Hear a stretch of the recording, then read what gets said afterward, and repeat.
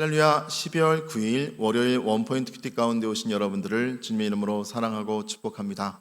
오늘 하나님께서 우리에게 주신 말씀은 사사기 19장 1절에서 9절까지의 말씀입니다.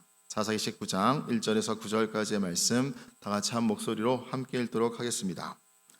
이스라엘의 왕이 없을 그때에 에브라임 산지 구석에 거류하는 어떤 레위 사람이 유다 베들레헴에서 첩을 맞이하였더니 그 첩이 행음하고 남편을 떠나 유다 베들레헴 그의 아버지 집에 돌아가서 거기서 넉 달 동안을 지내매 그의 남편이 그 여자에게 다정하게 말하고 그를 데려오고자 하여 하인 한 사람과 나귀 2마리를 데리고 그에게로 가매 여자가 그를 인도하여 아버지의 집에 들어가니 그 여자의 아버지가 그를 보고 기뻐하니라. 그의 장인 곧 그 여자의 아버지가 그를 머물게 하매 그가 3일 동안 그와 함께 머물며 먹고 마시며 거기서 유숙하다가 넷째 날 아침에 일찍이 일어나 떠나고자 하매 그 여자의 아버지가 그의 사위에게 이르되 떡을 조금 먹고 그대의 기력을 돋운 후에 그대의 길을 가라 하니라. 두 사람이 앉아서 함께 먹고 마시매 그 여자의 아버지가 그 사람에게 이르되 청하노니 이 밤을 여기서 유숙하여 그대의 마음을 즐겁게 하라 하니 그 사람이 일어나 가고자 하되 그의 장인의 간청으로 거기서 다시 유숙하더니 5째 날 아침에 일찍이 일어나 떠나고자 하매 그 여자의 아버지가 이르되 청하노니 그대의 기력을 돋우고 해가 기울도록 머물라 하므로 두 사람이 함께 먹고 그 사람이 첩과 하인과 더불어 일어나 떠나고자 하매 그의 장인 곧 그 여자의 아버지가 그에게 이르되 보라 이제 날이 저물어 가니 청하건대 이 밤도 유숙하라. 보라 해가 기울었느니라. 그대는 여기서 유숙하여 그대의 마음을 즐겁게 하고 내일 일찍이 그대의 길을 가서 그대의 집으로 돌아가라 하니. 아멘. 이 시간 비극의 전조라는 제목으로 담임 목사님께서 큐티 인도해 주시겠습니다. 할렐루야. 지금 우리가 12월 9일 월요일 날을 맞이하고 있습니다. 자, 오늘 우리 사사기를 통해서 사사시대의 특징, 역시 이제 하나님의 계시, 또 하나님의 가르침, 또 하나님의 나침반이 분명하지 않을 때 사람들은 곁길로 가고 길을 잃게 되고 결국 그 결론은 방황입니다. 방황하다가 사고가 나고 그 사고가 비극으로 끝나는 그런 악순환을 겪게 돼요.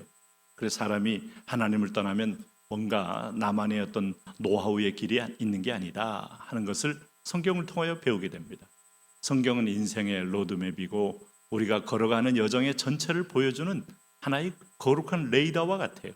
레이더를 쭉 조사를 하면 어디가 장애물이 있고 어디가 산이 있고 또 어디에 무슨 이물질이 또 적기가 어디에 오는지가 다 그 레이더에 체크가 되는 것처럼 우리가 인생의 모든 부분을 하나님의 말씀은 밝히는 하나의 그 우리 앞에 있는 등대와 같다 하는 겁니다. 자, 그런 것이 어두웠을 때 나타나는 인간의 이 죄로 인하여 욕망으로 이끌린 그 삶의 결과를 우리는 보게 돼 있어요. 오늘 사사기 19장 1절에서 9절 한번 보시면은 여기 1절에 이렇게 시작합니다. 이스라엘의 왕이 없을 그때에, 왕이 없다는 말, 지도자도 분명치 않고 그렇다고 해서 사사의 말을 듣지도 않고 사람들은 제 소견에 옳게 행했다는 거죠. 이게 사사시대 전반에 흐르는 하나의 그 영적 기류였다. 그러니까 길을 못 찾고 사람들은 반드시 충동과 충동이 부딪힐 때 그 결과는 비극적이 되는 거죠. 그때 에브라임 산지 구석에 거류하는 어떤 레위 사람이, 에브라임 하면 예루살렘 근처에 아주 메인 지파 중에 하나죠. 유다 베들레헴에서 첩을 맞이하였더니, 자, 레위는 하나님의 성소일을 맡는 사람들이고 또 레위 지파에서 제사장이 나오고 또 레위 제사장들은 율법과 제사를 감당하는 그런 아주 소중한 영적인 중추적인 일을 하는 사람들 아닙니까? 근데 이 레위 사람이 유다 베들레헴에서 이방 여인은 아니었을지 모르지만 첩을 맞이했다는 거예요. 성경이 이 부분에 대해서 지금 잘잘못을 판단하고 있지 않지만 하나님의 말씀의 원리가 지금 일부 일처였고 그것이 바로 인간이 에덴에서 추방당한 이후에 라멕이 일부 다처제로 자기의 힘대로 욕심대로 정욕대로 여인을 구하여서 아내들에게 자기의 폭압적인 어떤 폭력성을 자랑하듯 말하는 장면을 우리가 보지 않았습니까? 근데 여기도 보니까 레위 사람이 첩을 얻었다. 그런데 2절에 보니까 그 첩이 문제를 이야기했어요. 그 첩이 행음하고 남편을 떠나 유다 베들레헴에서 그의 아버지 집에 돌아가서 거기서 넉 달 동안을 지내매. 그러니까 본인이 죄를 지었으니까 남편 얼굴을 볼 수 없으니 그대로 남편을 떠나 자기 친정으로 가서 넉 달 동안 거의 숨어 지낸 거예요. 잘못 걸리면 죽을 수도 있죠. 그랬더니 이 남편이 그래도 이렇게 바람을 가득 핀 여자를 사랑했던 것 같아요. 여기 그의 남편이 그 여자에게 다정한 말을 하고 그를 데려오고자 하여 하인 한 사람과 나귀 2마리를 데리고 그에게로 가매 여자가 그를 인도하여 아버지의 집에 들어가니 그 여자의 아버지가 그를 보고 기뻐하니라. 아마 집안 분위기가 어떨지 모르지만 그렇게 이 여인의 행실을 봤을 때 집안 분위기가 가정교육이 잘 되고 있는 집안이다 말하기 어렵고, 아주 사사시대에 뭔가 뚜렷한 가르침을 떠난 인간들의 어떤 그 자기 소욕적인 어떤 삶이 지배하는 그런 가정 중에 하나였던 것을 알 수 있어요. 어쨌든 장인은 기뻐한 거죠. 왜? 안 데려가면 또 한 번 간 이 자기 딸이 결국 서방 맞은 꼴로 계속 친정집에 머무는 것도 좀 뭐 보기도 좀 자기도 거스리길 수밖에 없는 것이니까 찾아왔다는 것에 대하여 굉장히 점수를 주는 겁니다. 이 여인도 자기 잘못이기 때문에 여자가 남자가 오니까 그를 아버지에게로 인도해서 아마 새로운 다시 기대감이 있었겠죠. 그런데 이제 4절에 보시면 그의 장인 곧 그 여자의 아버지가 그를 머물게 하매 그가 3일 동안 그와 함께 머물며 먹고 마시며 거기서 유숙했다. 아마 집안은 뭐 살림이 좀 되는 모양입니다. 그래서 하루 이틀도 아니고 이렇게 멀리서 왔기 때문에 3일 동안은 먹고 또 마시고 자면서 함께 지냈다는 거죠. 넷째 날 아침에 일찍이 일어나 떠나고자 하매, 이제 일찍이 3일 동안 약속한 날이 끝났으니까 오고자 할 때 그 여자의 아버지가 그의 사위에게 이르되 떡을 조금 먹고 그대의 기력을 돋운 후에 그대의 길을 가라 하니라. 아침에 일찍 떠나려는 사람을 붙잡았어요. 그랬더니 이 사위가 두 사람이 앉아서 함께 먹고 마시며 그 여자의 아버지가 그 사람에게 이르되 청하노니 이 밤을 여기서 유숙하여 그대의 마음을 즐겁게 하라.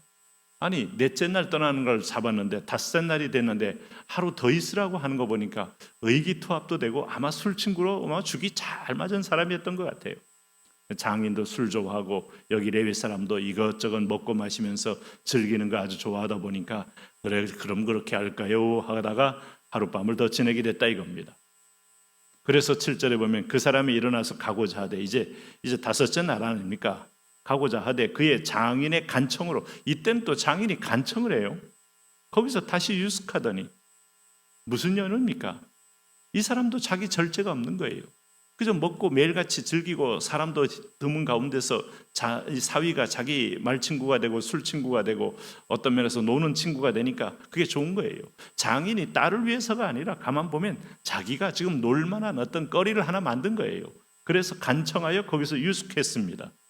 다섯째 날 아침에 일찍이 떠나고자 하매 여자의 아버지가 이르되 청하노니 그대의 기력을 돋우고 해가 기울도록 머물라 하므로 두 사람이 함께 먹고 결국 다섯째 날에도 떠나지 못하고 함께 먹고 거기서 무슨 기력을 얼마나 돋웁니까? 3일 지나면 됐지.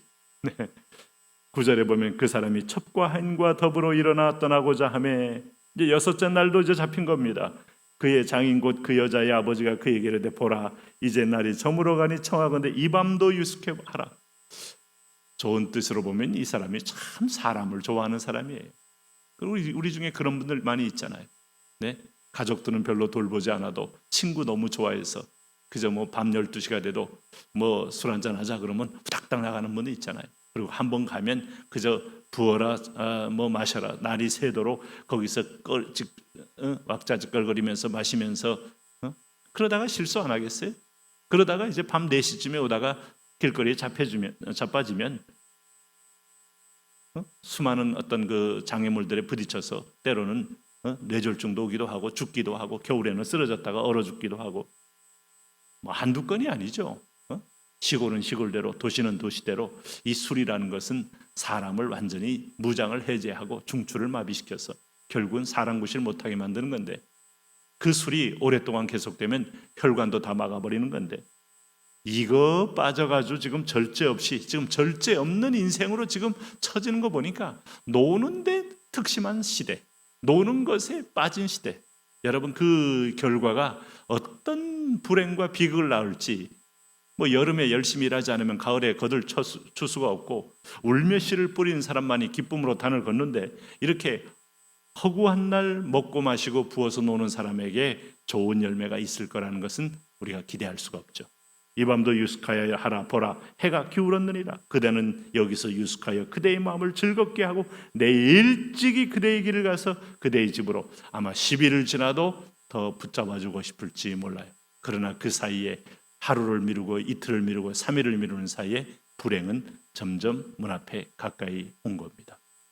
개봉박두 좀 뭘로 기대하지 못하는 그야말로 개봉박두이긴 합니다만 하나님 우리가 인생 살면서 분별과 절제 필요합니다. 오늘도 우리가 이 거룩한 분별과 스스로의 절제를 잘 지키게 하여 주옵소서. 예수님 이름으로 기도합니다. 아멘.